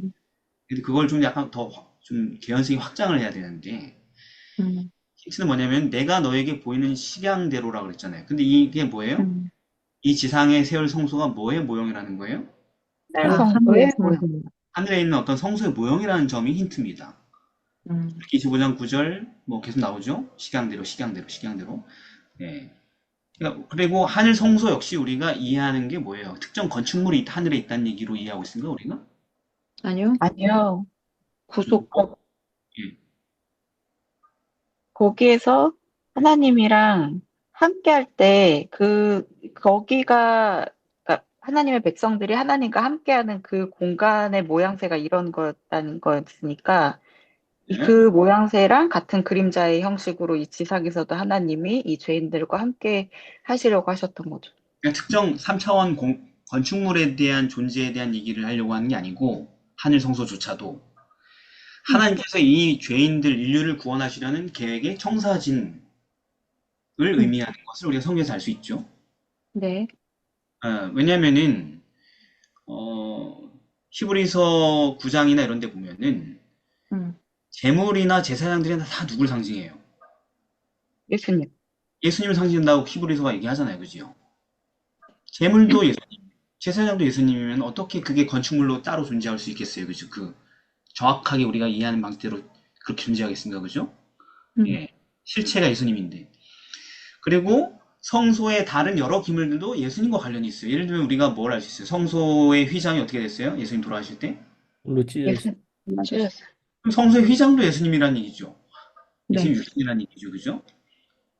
그러니까 이거는 실제 뭐 하늘에 어떤 건축물이 있다는 걸 강조하기 위한 얘기가 아니고 하늘의 구속의 경륜을 얘기하는 거죠. 그죠? 네. 이 땅의 우주 역사에 실제로 실행되는 경륜을 보여주는 어떤 청사진인 거죠. 그리고 이제 그게 이제 우리 힌트고 또 실제로 하나님의 임재가 지성소 가운데 계셨죠. 네. 쉐kin나의 영광 속에서. 그리고 성소 건립의 목적은 그 이상인 것이 분명합니다. 하늘 성소의 모형이기 때문에. 네, 내가 거기서 이스라엘 자손을 만날 것이다. 출애굽기 29장 43절에 써 있어요. 성소에서. 아까 이다의 성도 얘기한 겁니다. 음. 직접 만날 수 있는 백성과 교제할 수 있는 공간 성소가 있었던 것이 백성을 위한 배를 하는 것입니다. 네. 백성들이 하나님을 접하게 하려고 하는 것이죠. 예. 그게 뭐냐? 목적은 아까 우리 언약식에서 다 이어지는 거예요. 계속. 그분의 백성들을 그분의 계명에 순종케 하셔야지 계속 이 친밀한 관계가 성립되고 영원한 세계까지 갈 수 있잖아요. 네. 그 조건이니까. 그러니까 하나님 편에서는 얘들 말씀 못 지키는 사람들인데 이 사람을 지키게 만들어야 되는 큰 중책을 떠안는 거죠. 음. 이 언약이 유지되려면은 이게 결혼식이라면은 남자가 결혼을 잘못한 거예요. 말하자면 우리 그렇죠. 사고방식에서는 도저히 구제불능의 여자랑 결혼한 거예요. 도저히 말귀를 못 알아먹는 막 나가는 여자랑 결혼한 거예요. 되게 착한 남자가. 맨날 뒤통수 치는 여자하고 맨날 규칙을 어기고 약속을 깨는 여자하고 말입니다. 그걸 알고 결혼했어. 그 남자는. 그리고 그 여자에게 나랑 살면 이런 거 하면 안 된다는 거 다 알려줬어. 그런데 그 남자가 이걸 3번이나 내가 낭독해줬다고 해서 앞으로 나랑 살면 지켜야 할 규칙, 다른 남자랑 자면 안 되고 살인을 하면 안 되고 뭐 이런 얘기들을 가르쳐줬는데 교육을 하고 그래도 나랑 결혼할 거야? 네, 저는 오빠랑 결혼할 거예요. 이 말을 3번이나 들었단 말이에요. 그런데 그 남자가 똑똑한 남자니까 이 여자애가 지가 무슨 말 하는지 알고 얘기하는지 모르고 하는지 다 알아요, 몰라요? 알죠. 알죠. 얘가 뇌가 비어가지고 그냥 막 던지는 얘기인 줄 알거든. 그런데도 결혼했다는 것은 뭘 각오했다는 거예요? 여자를 개조하는데 필요한 희생을 각오했다는 거. 개조? 인간 개조? 예, 뭐 하여튼 비유적 표현이라고 치고, 예, 그렇죠. 그러니까 이 여성을 훌륭한 여성으로 변화시키려고 하는 어떤 계획과 희생이 이미 전제가 돼 있는 거죠, 그죠? 그렇죠. 그거를 지금 담아낸 게 뭐라는 거예요? 성소라는 것입니다. 언약식을 하면서 성소 얘기가 나왔다는 게. 이 여자가 그게 가능하게 만들기 위한 최선의 뭔가를 준비한 거예요. 예, 그게 성소라는 것입니다. 그래서 그 여자가 뭐 형식적으로는 언약 말씀 들었고 그 다음에 언약의 피를 뿌려가지고 뭐 이렇게 탁 뿌려가지고 형식적으로 뭔가를 했지만은 뭐 그게 뭔지 알겠어요? 그 백성들이? 아니요, 몰라요. 세계 피 물어봤지. 뿌리고 엄숙하게 사람들한테 얼굴에다 피 뿌렸다고 해서 이제 이 모든 영적 개념이 다 이해가 됐겠냐고 그 순간 여러분이 이해가 돼요? 오늘 교과 공부하면서 다? 제가 네. 설명한다. 그렇죠. 예. 그 사람들도 어려웠을 거 아니에요. 맞아요. 그 사람들 그 어려운 사정을 알기 때문에 만든 게 성소라고. 사랑해서. 예. 그래서 이 백성들이 언약이 끝까지 실현될 수 있도록 하려고 그분의 품성과 그리고 그분의 희생을 통한 그들을 구원한 그 사랑의 원리를 가르치기 위해서 복합적인 어떤 교육 교보제로서 성소를 건립했다라는 것입니다. 음. 그래서 이제 아까 그 사모님이 눈에 보이냐 안 보이냐 이 얘기를 한 것이 이렇게 연결되는 것이죠, 말하자면. 그 교육책에 이런 말이 있습니다. 하나님은 당신의 영광을 나타내셔서 그분의 품성이 어떤지, 그들의 죄가 어떤지를 보여주려고 했는데, 그러나 백성들은 그 교훈을 더디 배웠다. 뭐 맞잖아요, 그죠? 말귀를 알아듣겠습니까, 그죠? 아무리 대단한 걸 보여줘도. 이스라엘 백성들은 애굽에 있을 때에 모양으로 형상화된 비속한 우상을 숭배하는 습관에 젖어 있었기 때문에, 눈에 보이지 않으면 뭘 이해를 못하기 때문에 눈에 보이지 않는 하나님의 존재나 그분의 품성을 잘 이해하지 못했다. 그들의 이런 약점을 불쌍하게 보신 하나님께서는, 음. 우리는 그런 여자 안 불쌍해 보이잖아요, 남자가 되면은. 그죠? 약간 의무감으로 어이씨 내가 어쩔 수 없이 너를 데리고 개조하고 살아보지 뭐 이렇게 이런 식으로 가지. 그것도 대단한 사랑이겠지만 하나님은 어떠냐면 이런 약점이 아유 저 멍청한 여자 이렇게 보이는 게 아니고, 아유 저건 답도 없어 이렇게 보이는 게 아니고, 저건 아주 막이구만 이렇게 보이는 게 아니고, 이런 약점이 너무 가엽게 보이셨어. 너무 사랑하는 사람이기 때문에. 감사하다. 그래서 하나님께서는 그들에게 당신의 존재를 상징하는 것을 하나 주셨다. 그게 뭐예요? 성소. 성소라는 것입니다. 그분에 대해서 수많은 방법으로 말해줄 수 있는 거, 눈에 보이는 방식으로. 그걸 주셨다. 우상은 아니야. 그러니까 그분을 형상한 게 아니고 그분의 품성을 형상한 것이 바로 성소라는 것입니다. 네. 품성은 보여줘도 되니까, 그죠? 품성은 형상할수록 좋죠, 그죠? 음. 또 다른 교육책에서는 뭐라고 써있냐면은, 그들은 성소에서 행해지는 희생 봉사를 통하여 또 다른 교훈, 즉 죄 용서와 구주께 순종함으로 생명에 이르게 된다는 진리를 배워야 됐다. 이게 뭐예요? 오늘 우리가 배운 언약이죠. 네.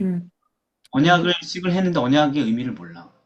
결혼식을 했는데 뇌가 안 좋아가지고 결혼식에서 순수한 의미를 몰라, 여자가. 이런 거랑 비슷한 겁니다. 남자로 바꿀까요? 제가 남자라서 그렇게 비유를 한 건데 남자가 몰라. 남자가 이게 뇌가 비었어. 엄숙한 결혼 서약이 뭔지 몰라. 예. 결혼하자마자 바람 피고 막 난리가 났어. 막 폭력. 극혐. 막 그런 미친 남자야, 말하자면. 이렇게 얘기하면 좀 편하시죠, 여러분? 남녀를 좀 근데 가볍게 봐야 된다고? 이런. 아니, 저 사모님은 저기 별로 안 착하니까 가볍게 봐야 된다고 그렇게 얘기하지만은 하나님은 착하셔가지고 가볍게 보이신 거죠. 이거는 차이가 너무 큰 거라서 충분히 좀 어렵죠? 이해가 안 되죠? 그러니까 자, 그래서 언약을 맺었는데 그 언약의 의미를, 언약식을 하고 난 다음에 그 언약의 의미를 평생 동안 잘 알려주기 위해 세운 게 뭐다? 성소다. 이렇게 하면 잘 연결되죠, 그죠? 모든 스토리들이. 네. 이 개연성이 너무 완벽하죠, 그죠? 그래서 이런 성막이 상징하는 목적은 그리스도를 통하여 성취되어야 할 것이었다. 이런 모든 것을 통하여, 성소죠, 하나님께서는 그들이 목적을 깨닫게 되기를 바라셨다. 내 사랑, 내 의도, 내가 너를 고치는 그 방법, 이 모든 것들을 그들이 깨닫기를 바라셨다. 예.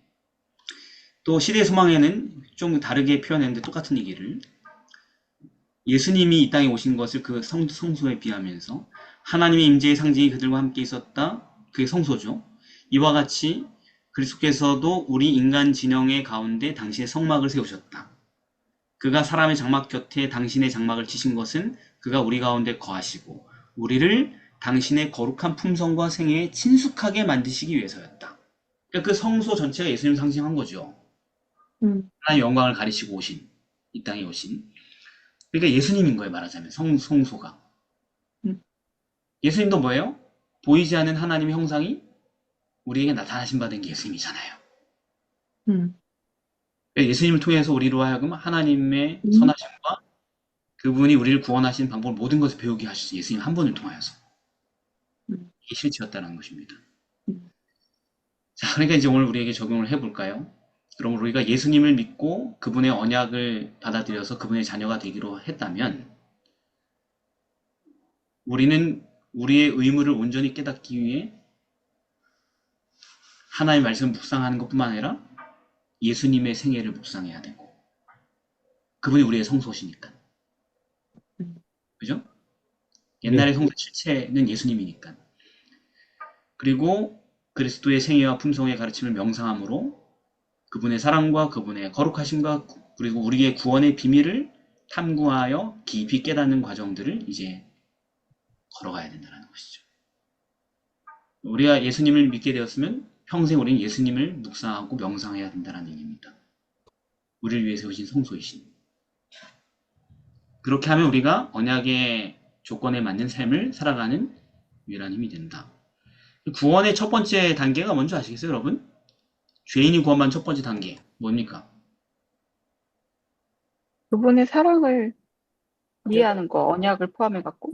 네, 서복인 성도님. 회개해야 돼.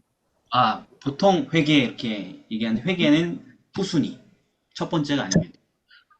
회개는 내가 한 결심해서 되는 게 아니거든요. 회개를 일으키고 내가 죄인인 걸 깨닫게 하고 모든 과정의 제일 첫 번째가 뭐냐면 그리스도를 바라보는 거예요. 음. 그리스도를 바라보는 겁니다. 이 백성들이 성소를 바라본 것처럼 우리가 그리스도를 바라보는 거예요. 거기서 모든 게 시작되는 것입니다. 회개고 뭐고 다 거기 시작되는 거예요. 사랑이고 뭐고. 그리스도를 바라보는 게 첫 번째예요. 우리가 항상 그리스도를 바라보는데 먼저 초점을 맞춰야 되는 것입니다. 뭐 문제를 잘못했네. 회개를 어떡하지? 뭐 이게 아니고 예수님이 어떠하신 분인지 바라보는 거. 그게 항상 첫 단추예요. 모든 문제 해결책에. 자, 이제 마지막 목요일 소식입니다. 하나님의 영으로 충만하게 하여. 자, 근데 성소에 대한 그 지시를 하나님 주셨잖아요. 네. 재료는 뭐 써야 되지, 어디엔 어디에 몇 그램, 몇 킬로그램, 뭐 색깔은 어떤 색상, 모양은 요렇게 사각형, 정육면체, 둥글게 정말 디테일하게 주잖아요. 그죠? 치수는 몇 센치, 몇 미터, 간격은 비율은 몇 대 몇 대 몇 다 나오잖아요. 그죠? 네. 그러면 이게 쉬워요, 어려워요? 이거 하나님이 하라고 하신 일을 하는 게 쉬워요, 어려워요? 어려워요. 어렵습니다. 완벽한 걸 좋은데 완벽하게 구현하려면 어렵잖아요, 그죠? 네. 네. 그래서 이거를 이 건축을 성사시키기 위해서 하나님께서 건축 사업을 명령하신 다음에 주신 선물인데 그게 뭡니까? 무릇 지혜로운 마음이 있는 자에게 내가 지혜를 주어. 지혜와 그리고 성령. 부살레를 준비시켜 주세요. 그렇죠. 일단 그런 특수한 이게요? 사용할 수 있는 사람을 준비하셨고 네. 그 사람에게 뭘 주셨어요? 3절에? 그게 제일 중요한 게 3절에 나오는데 하나님의 신을 그에게 충만하게 하여 지혜와 총명과 지식 여러 가지 재주로. 네, 네. 다 들어가 있네. 그러니까 뭐에? 하나님 신, 그게 뭐예요? 오늘날 신약 성경 용어로. 성령, 성령님. 아, 하나님께서는 자기가 명령하신 사업을 이루기 위해서 뭘 주셨다고요? 성령 하나님을. 성령. 그 사업을 행할 사람들을 보내주시고 그들에게 성령을 충만하게 부어주셔서 그들이 이 사업을 할 수 있는 모든 종류의 재능들과 기술들을 갖게 하셨다. 성령을 통하여서. 이런 얘기죠. 네. 네. 예. 여기는 질문 하나 할까요? 네. 부살렐이란 사람은 평소에 어떤 재주를 갖고 있었을까요? 그 사람이 갖고 있었던 재능이 뭘까요? 원래 우상 이런 거 만드는 거 잘했던 거 아니었을까요? 금속 이런 거 잘 다루던 사람이었으니까. 그러니까 지금 아무- 여기 얘기한 이런 재능들이 있는 사람이었을까요? 없는 사람이었을까요? 있었을 것 같은데? 기존에도? 하나님의 하나님을 믿음이 있었던 사람이었을 것 같아요. 믿음이 있었으니까 하나님께서 그 사람에게 능력을 부여해 주시죠. 아, 빙고입니다, 빙고. 없었구나, 재주가. 네, 우리는 이걸 읽으면, 아, 이쪽 전문가인가 보다, 이렇게 읽잖아요. 야, 이거 전문가인가 보다. 이거 평소에 이런 걸 갈고 닦아가지고 택함을 받았나 보다. 이렇게 생각할 수 있잖아요. 그죠? 네, 네, 그런 것 같았는데. 평소에 우리는 그렇게 읽잖아요. 이걸 읽을 때. 저, 맞아요. 근데 사실 꼼꼼하게 읽어보면 그게 아닙니다. 이 모든 재주를 성령을 통하여 줬다. 이렇게 써 있잖아요. 네, 그 재주가 없었다는 얘기잖아요. 그쵸. 이런 재주가 없었는 사람을 불러가지고 성령을 부으셔서 그 재주를 줬다. 이렇게 써 있잖아요.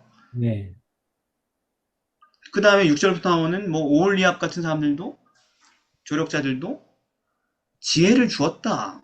이렇게 써 있지 않습니까? 그죠? 네, 예.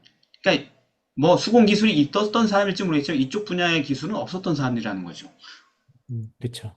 이 일을 행할 수 있는 능력이 없었던 사람들이에요. 그러니까 성령을 부어줬다는 얘기입니다. 뭐랑 비슷한 거냐면은 사도시대 때 사도행전의 첫 초대교회가 걔들이 언어 능력이 좀 되는 사람들이었습니까? 아니요, 안 돼요. 평소에 외국어 능력을 좀 단련했던 사람들이라서 그 성령을 부어줬습니까? 아니요, 그치. 그랬나요? 아니에요. 아니요. 전혀 그쪽으로 아무 재능도 없었던 그냥 기도하고 하나님께 자신을 맡겼던 사람들이잖아요. 그쵸. 그 사람들에게 성령의 은사를 부어주는데 그때는 필요했던 게 뭐예요? 모든 민족에 복음을 전파하라니까 언어의 능력을 주신 언어. 거죠. 음, 음, 그래서 하나님께서는 우리에게 선물을 주시는데 하나님의 일을 하라고 명령하시면서 그냥 시키는 게 아니고 불가능한 일을 왜 하라고 시켜요? 맨날 우리가 이렇게 투덜거리잖아요. 그죠? 그쵸. 아니, 내가 할 수 없는 걸 시켜요! 말하면서 막, 그죠? 아우성이지 않습니까? 하라는 건 뭐예요? 그럴 일을 수행할 수 있는 능력을 주겠다는 거죠. 음, 근데 그게 무엇을 통해 주시는 거예요? 음, 그럼 성령의 은사에는 종류의 제약이 있어요? 없어요. 없는 거네요. 우리는 성경을 읽으면서 아, 성령의 은사는 이거가 있다 이렇게 얘기하면 그건 잘못 읽는 거예요. 그쵸. 대표적으로 이런 게 있다는 얘기지. 성령의 은사에는 제약이 없어요. 종류에. 한마디로 성령의 은사는 뭐냐면 하나님의 전능이에요. 전능. 음, 어떤 영역을 막론하고. 예를 들면 내가 싸움을 잘해야 돼. 하나님의 뜻을 이루기 위해. 그럼 하나님께서 성령을 부어주셔서 뭘 주겠어요, 나한테?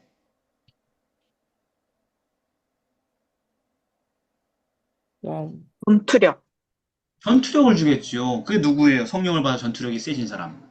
삼손, 삼손 사사기 15장 14절 15절 여호와의 신이 권능이 삼손에게 임함에 성령의 충만이 임하니 삼손 방언했어요?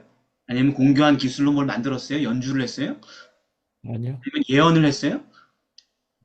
아니요. 낙이 새 뼈가 있는 걸 보고 턱뼈가 여기 굴러다니다가 죽어가지고 블레셋 병사 1000명을 쳐 죽였다. 이게 누구의 권능이다? 하나님의 거. 성령, 필요한 능력이면 다 된다라는 것입니다. 성령의 능력은.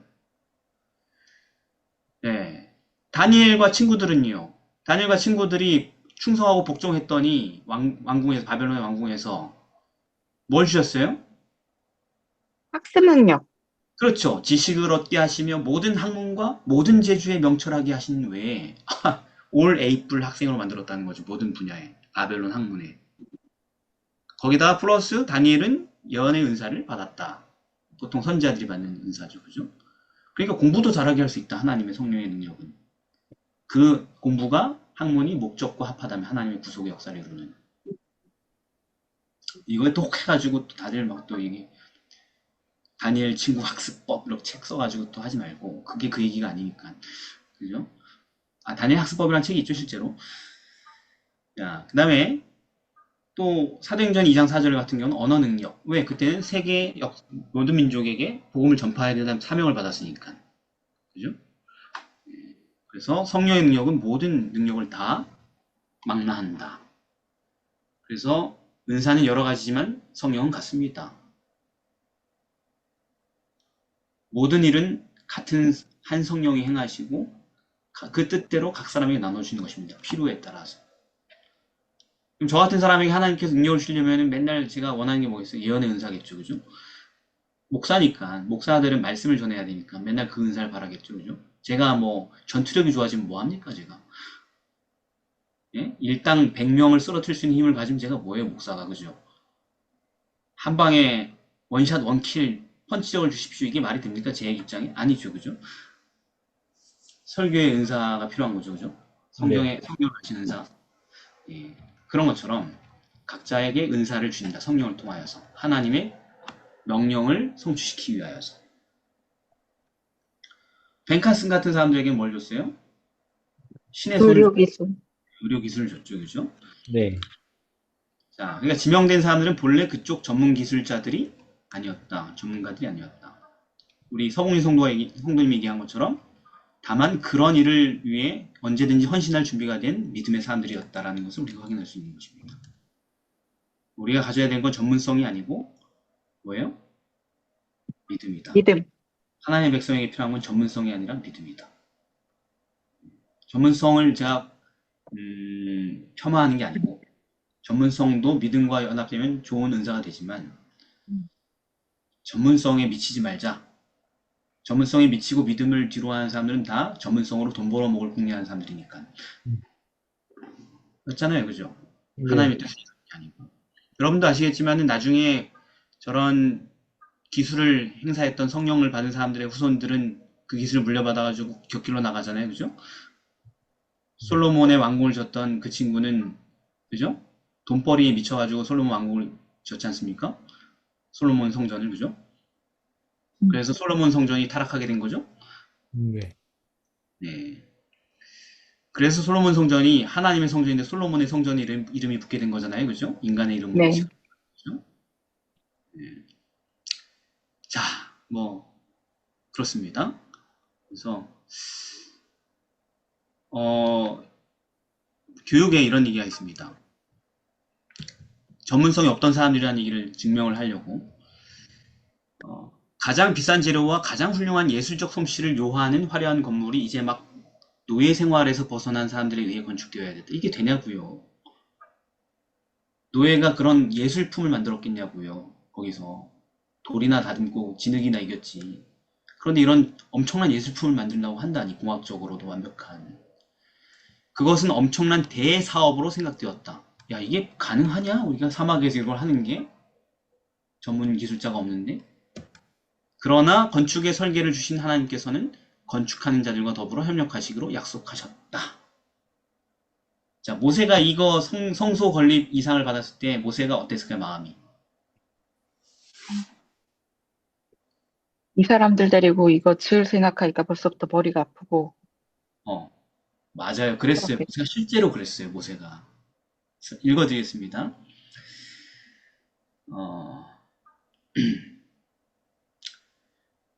그 사업을 수행함에 있어 주님께서는 모든 세심한 일의 완전성을 요구했다. 성전 대충 짓지 말라는 거, 명령대로 완벽하게 지어야 됩니다. 모세 전문가 맞죠? 나름? 네. 자기 분야에서. 모세는 애굽의 모든 학문에 숙달하였으며 하나님께 대한 지식을 가지고 있었고 하나님의 목적이 계시를 통하여 그에게 나타났다. 전문적이죠, 그죠? 근데 모세가 뭘 못해? 그러나 그는 조각하는 법과 수놓는 방법을 알지 못하였다. 바느질을 못했어, 모세는. 다 잘했는데. 조각도 안 해봤어. 네. 그리고 이스라엘은 줄곧 애굽의 속박 가운데 있었으므로 저들 가운데 우수한 재능을 가진 사람이 있었지만 성막을 짓는 데 필요한 면밀한 기술은 습득하지 못하였다. 저들은 벽돌 굽는 법은 알고 있었지만 벽돌 굽는 장인들이었죠. 하지만 금이나 은을 다루는 방법을 이해하지 못했다. 노예가 무슨 금, 은을 다루겠냐고요. 그렇죠. 이 사업을 어떻게 추진해 나갈 것인가. 이런 일을 감당할 사람이 누군가. 이런 문제들이 모세의 마음을 어지럽게 하였다. 이다혜 성도 맞췄어요. 머리가 터져나갈 것 같은 압박감을 느꼈습니다, 모세가. 그때 하나님께서 친히 사업을 완성할 수 있는 방법을 설명해 주셨다 하면서 이 얘기가 나온 것입니다. 이건 부모에게 보내는 권면에 있는 글입니다. 자, 그러니까 지금도 우리는 하나님께서 큰 사업을 하도록 우리를 부르셨죠. 네. 그걸 세상에 증거하라는. 근데 그게 그냥 막 상술로 마케팅 전략으로 할 수 있는 게 아니거든요, 이게. 비슷하게 표현을 할 수 있어. 그냥 인간적인 기술과 방법으로 사람들을 혹하게 해가지고 뭐 사업을 만들어갈 수 있어요. 그런데 능한 사람들 많아요. 실제 죄에서 구원하는 그 일을 하는 건 굉장히 불가능한 일이거든, 사람을. 아까 그 묘사한 그 남자를 기도시키는 일이 가능하겠냐고요, 여자가. 그 사업을 명을 받은 거예요, 우리가 이 세상에서. 그런 사업을. 그러니까 뭘 주시는 거예요? 그럼요. 예. 그러므로 하나님은 그 일을 이룰 수 있도록 우리가 그분의 권능을 받길 바라시는 것입니다. 오직 성령이 너희에게 임하시면 너희가 권능을 받고 나의 증인이 될 것이다. 특별히 이제 이 부분만이 아니라 더 우리가 어렵게 느끼는 건, 전도보다 더 어렵게 느끼는 거는 내 자신과의 싸움이죠. 언약이라는 관점에서 봤을 때. 우리 마음속에 뭘 건립하는 문제예요. 이 성전 건립이 결국 뭐에 또 의미를 상징하는 거예요? 우리 마음속에 성전을 얘기하는 거잖아요. 우리의 성전. 그죠? 우리 네. 마음에 예수님 사시는 성전 건립이 결국 뭐예요? 품성 건설 얘기인 거잖아요. 그죠? 맞아요. 품성 건설하는 것은 그냥 포기하고 살거든, 대부분. 아, 이건 되는 게 아니야. 이건 불가능해. 어떻게 품성이 변화라고 하나님께서 요구하시지? 하면서 아예 재림교회인데도 이런 정확한 기별을 이단시하고 멀리하는 분위기가 돼버렸어, 이제는. 품성이 변화된다. 이렇게 하면 다 이단, 극단으로 보는 분위기가 돼버렸어, 교단이. 그런 얘기를 하면. 그런데 거기에 대해서 뭐예요? 하나님은 성령을 통하여서 그걸 할 수 있는 모든 기술과 능력을 아낌없이 주시겠다는 얘기인 거죠, 이 얘기가. 네. 부살렐 얘기가 오늘 그 얘기를 다 하고 있는 것입니다. 성막을 건립하라고 그러고 사람들에게 성령을 부어주신 게 바로 그 얘기인 거예요. 그래서 성막 얘기를 하면서 엘렌 화이트는 이렇게 얘기합니다. 이와 같이 종국적으로 천국의 안목에 용납될 자들의 품성도 완전해야 된다. 성막이 완전하게 건립돼야 되는 것처럼. 하나님의 아들은 사람들이 당신 속에서 하나님께서만 받을 수 있는 완전한 품성의 표상을 갖게 하기 위하여 우리가 예수님처럼 되게 만들기 위하여서 이 세상에 내려오셨다. 그리스도의 은혜를 통하여 인간 가족의 구원을 위한 모든 준비가 마련되었다. 예수님의 은혜를 통하여 성령이 우리에게 부어줄 준비가 다 마련되었다. 자, 이제 마지막 두 질문만 하고 마칠 건데요. 갑자기 그 31장 12절부터 보면은 갑자기 18절까지 무슨 얘기가 삽입돼요? 성소 얘기하다가? 안식일을 안식일. 지키라. 갑자기 왜 뜬금없이 성소 건축 명령이 쭉 오랜 몇 장에 걸쳐 나오다가 안식일 계명을 되게 철저하게 다시 강조한 얘기가 나올까요? 심지어 뭐라 그래요? 그날에 일하면 뭐래요? 죽인다. 죽이라는 사형 명령까지 적용하면서 얘기가 왜 나왔을까요? 성소 음, 건립 같은 게 되게 중요한 일이니까 이렇게 중요하죠. 중요한 지금까지 일을 맞아요. 이렇게 중요한 일을 한다는 어떤 명분 때문에 네. 안식일을 또 못 지킬 수도 있잖아요. 특별히 안식일을 만약에 이 순간에 못 지키는 사람이었다고 한다면 뭐 약간 위에 있는 일을 시키는 입장에 있는 사람들보다는 보통 계급이 좀 낮아서 일을 할 수밖에 없는 막 노예의 신분이었거나 이런 사람들 같은 경우에는 뭔가 중요한 일이기도 했고 안식일을 지키는 거에 대해서 약간 제외됐을 수도 있었을 텐데 그런 일이 절대로 일어나지 않게 하기 위해서 아, 그래도 이게 성소가 지금 쭉 보니까 복음 사업 아니에요? 성소 건축이? 그러니까 그렇게 복음 사업을 한다는 전제 아래 안식일을 오히려 못 지키는 일을 안 생기게 하려고. 그겁니다. 그래서 여기 배치가 된 거예요. 그러니까 여기 엘렌 화이트의 글에는 이렇게 써 있습니다. 이 일은 거룩한 일이요. 또 긴급히 해야 할 일이기 때문에 주일 중 평일은 물론 틀림없이 안식일에도 일을 진행시켜야 한다는 주장하는 사람들이 있었다. 거룩한 일이니까 안식일에도 해야 된다.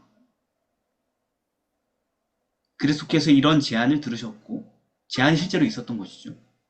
또 그들이 할 수 있는 대로 빨리 성막을 완성하기 위해 안식일에 일해도 된다는 결론을 내림으로써 덫에 걸릴 커다란 위험이 있는 것을 보셨다. 이 덫은 사단의 덫이죠. 사단의 덫이죠. 그죠? 천사의 덫은 아닐 거 아니에요. 사단의 그렇죠. 덫이지. 네.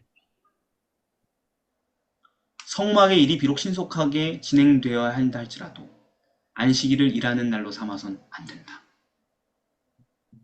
주의 집을 짓는 일이라 할지라도 주의 거룩한 안식일의 준수가 우선이 되어야 한다. 창조의 기념일의 명예를 위하여 하나님은 질투하시는 분이시다.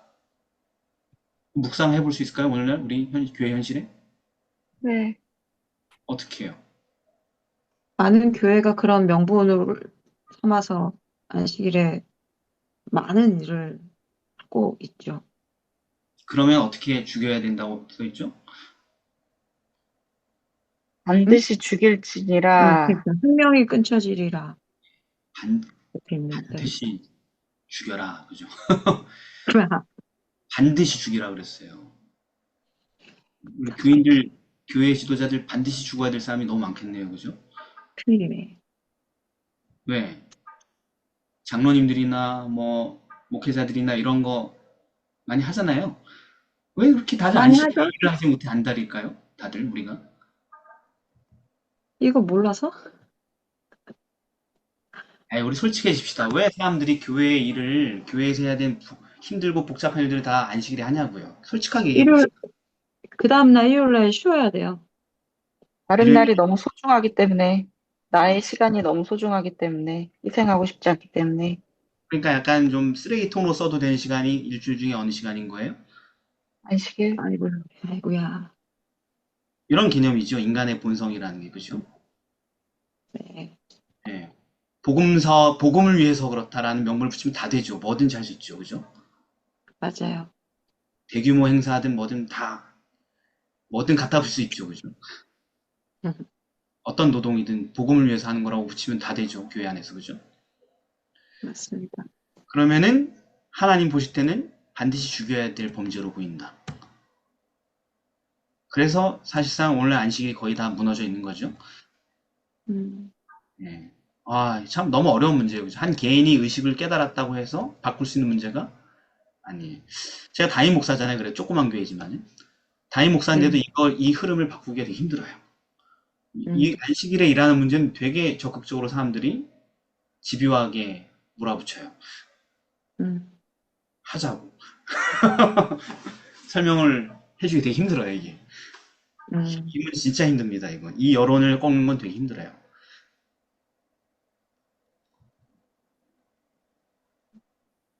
자. 근데 예수님은 하나님의 사업이라 할지라도 사람들이 안식일을 쉴 권리가 치해받기를 원치 않으셨대요. 너무 신기하지 않아요? 우리가 생각하는 안식이랑 너무 다르죠. 네, 달라요. 너무 거룩한 안식일 아니에요? 이렇게까지 예수님께서 생각하시는 게. 예수님 말씀하시죠. 안식일은 사람 쉬라고 내가 만든 건데 날 위한다는 명분으로 왜 사람을 힘들게 하느냐. 그렇게 얘기하시는 거예요. 사람이 안식을 위해 있는 게 아니다. 안식일은 하나님의 사업에 올인하는 날이 아니다. 이런 얘기예요. 우리는 하나님 사업은 다 된다. 내 일은 안 해도 되고 이렇게 얘기하지만은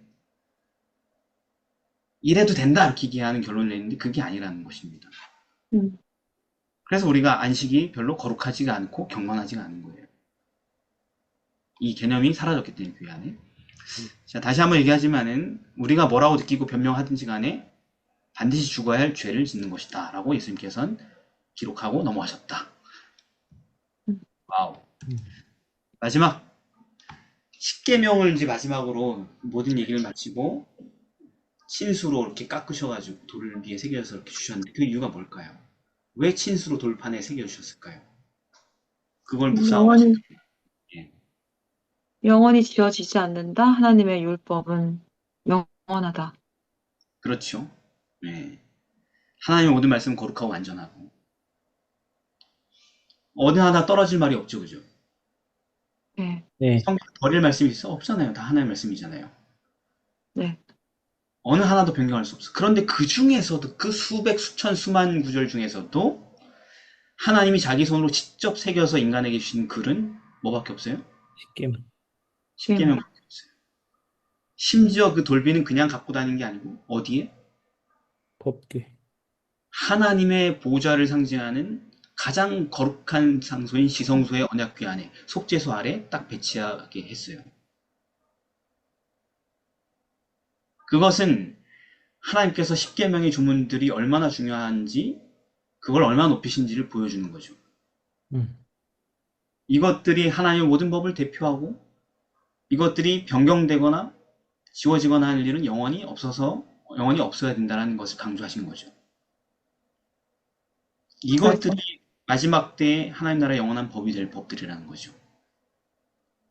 그러니까 십계명은 인간이 건들 수 없는 지고의 영역이라는 것입니다. 하나님 그렇게 표현하신 거예요. 그래서 엘렌 화이트이 이렇게 얘기합니다. 그 돌판들 위에 기록된 것은 어떤 것으로도 지울 수가 없었다. 하나님이 새겼기 때문에. 그죠? 하나님의 율법의 불변성에 관한 많은 증거들이 있다. 그것들은 결코 지워지거나 파괴될 수 없게 하시기 위하여 하나님의 손가락으로 기록되었다. 예. 그러므로 이 율법들을 범하는 것은 하나님이 보기에 얼마나 큰 죄인지 우리가 알아야 돼요. 이 계명들을 우리가 고의로 짓밟을 때 우리 삶에서 살인하지 말라, 간음하지 말라, 모든 계명들 중에 어느 하나라도 고의로 짓밟게 되면은 우리와 하나님의 언약 관계가 어떻게 되는 거예요? 깨진다. 깨지는 겁니다. 우린 하나님의 백성 아니게 되고 버려지게 되는 거예요. 물론 다시 돌아갈 수 있는 기회는 있지만, 그죠? 또 더 무서운 게 뭐예요? 아예 인간이 감히 하나님의 법을 뭐 하는 거? 변경하는 거, 폐지하는 거. 이런 건 더 무서운 거죠. 이거는 뭐예요? 그야말로 그냥 정면적인 반역, 배교인 것입니다. 친수로 기록한 것에 대해 손을 대는 것은. 특별히 어떤 게 그렇게 됐어요? 이 세상에서? 안식일 계명. 그렇죠. 하나님이 친수로 기록하신 안식일 계명을 폐지하는 일에 세계의 모든 교회들이 동참하고 있는 이 현실, 오늘날 현실은 이게 얼마나 무서운 일인지 우리가 이제 경고해 줘야 되는 것입니다. 그들은 수십억이 다 교회지만 이 일에 동참함으로써 결국 어떻게 되는 거예요? 하나님의 백성이 아니게 되는 것이기 때문입니다. 그래서 그 위험성에서 피하고 하나님의 계명이 얼마나 소중한 것인지, 순종해야 할 것인지, 언약이 뭔 의미를 갖고 있는지, 어떻게 유지되는지를 알려주기 위해서 세워진 교회가 뭐예요? 대체 안식일 예수 제리교. 우리 교회고, 그게 우리의 사명이라는 사실을 우리가 깨닫게 되길 바랍니다. 오늘 여기까지 하겠습니다. 길었습니다. 기도하겠습니다. 사랑의 아버지 하나님, 오늘 언약을 통하여서, 성소를 통하여서 우리가 어떻게 구원받고 어떻게 하나님의 백성으로 살아가는지 그 본질을 보여주시니 감사드립니다. 우리가 이 진리를 갖고 우리의 삶에 적용하고 그리고 변화됨을 맛보고 멸망해가는 세상을 향하여서 이 진리를 증거할 수 있도록 도와주시옵소서. 예수님의 이름으로 기도드립니다. 아멘. 아멘.